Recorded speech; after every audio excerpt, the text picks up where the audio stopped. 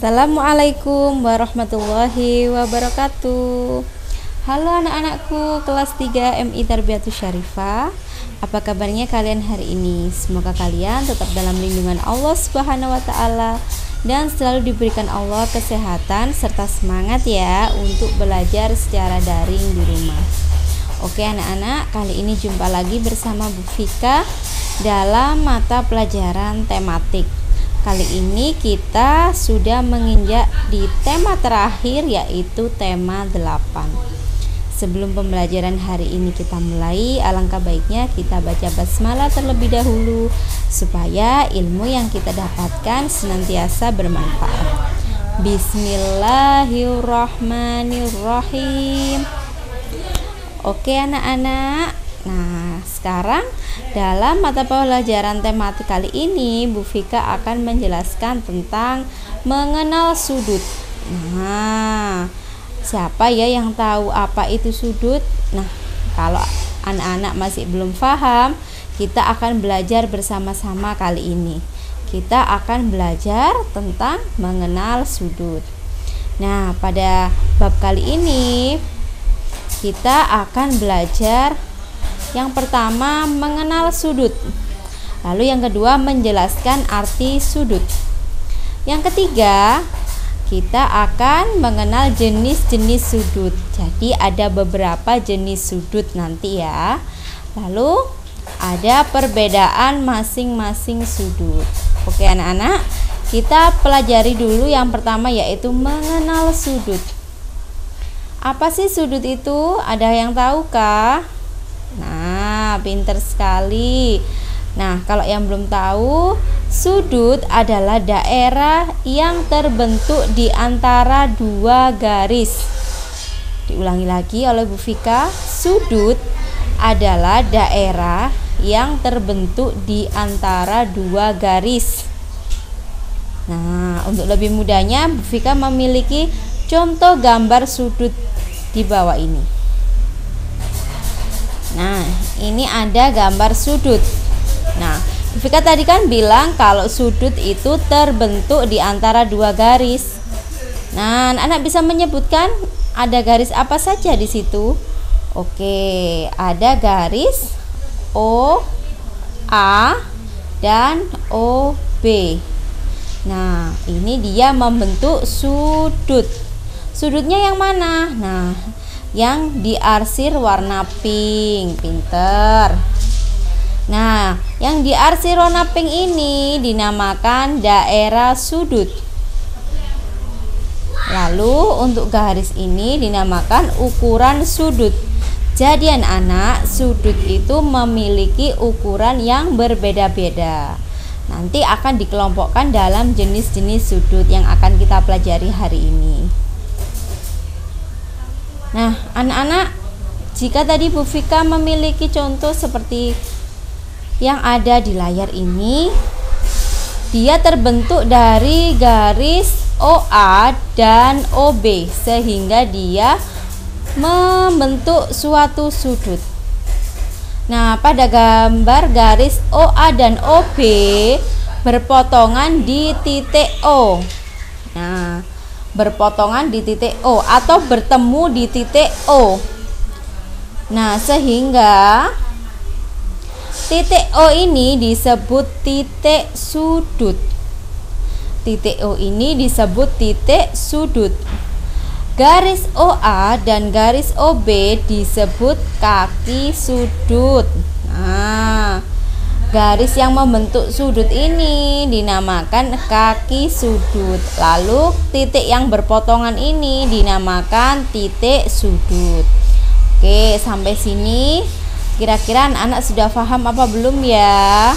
Nah, semoga anak-anak diberi kefahaman oleh Allah ya, kemudahan untuk memahami apa yang disampaikan Bu Vika. Oke anak-anak, selanjutnya kita akan belajar menjelaskan arti sudut. Kalau kita tadi sudah tahu bahwa sudut itu dibentuk dari dua garis, nah sekarang kita harus bisa menjelaskan arti dari setiap sudut yang tergambar. Nah, semisalnya tadi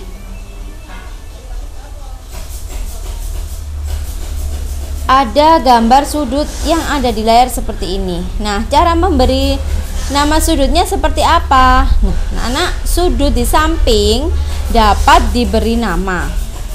Berikut cara memberi nama pada sudut. Jadi, semisal ini Bu Vika menggambar sudut BAC. Dia terbentuk dari garis AB dan garis AC. Dia berpotongan di titik sudut A. Lalu Bu Vika memberi ukuran sudutnya diberi nama A kecil ya. Nah, sehingga bisa dinamakan dengan sudut A. Nah, itu untuk nama satu huruf. Kalau namanya 3 huruf bisa dikasih nama sudut BAC atau sudut CAB. Tergantung nama yang kita buat nanti. Nama dari kaki-kaki sudutnya itu atau dari titik sudutnya. Nah, anak-anak, di sini Bu Vika juga akan menjelaskan jenis-jenis sudut. Ada beberapa jenis-jenis sudut yang perlu anak-anak ketahui. Nah, yang pertama ada sudut siku-siku. Sudut siku-siku. Sudut siku-siku ini terbentuk 90 derajat persis ya. Sehingga dia dinamakan sudut siku-siku. Lalu yang kedua ada sudut lancip. Sudut lancip ini yaitu sudut yang kurang dari 90 derajat anak-anak.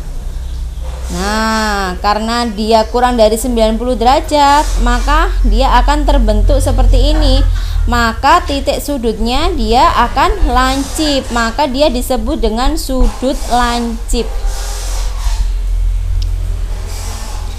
Nah, selanjutnya kalau ada sudut lancip juga ada sudut tumpul. Sudut tumpul ini terbentuk dari lebih dari 90 derajat. Kalau 90 derajat itu seperti ini, tegak lurus ya. Kalau lancip kurang dari 90 derajat, dia akan membentuk titik lancip. Lalu kalau sudut tumpul, dia terbentuk lebih dari 90 derajat atau kurang dari 180 derajat. Nah, maka dia akan terbentuk seperti ini. Maka titik sudutnya akan tumpul, makanya dia disebut dengan sudut tumpul. Nah, untuk yang terakhir ada sudut lurus. Nah, kalau sudut lurus sudah pasti dia bentuknya lurus, tidak menyerupai sudut tumpul atau sudut lancip maupun sudut siku-siku. Dia hanya membentuk dua kaki sudut yang lurus dan berpotongan di titik yang lurus dengan kaki sudutnya. Ini dinamakan dinamakan sudut lurus.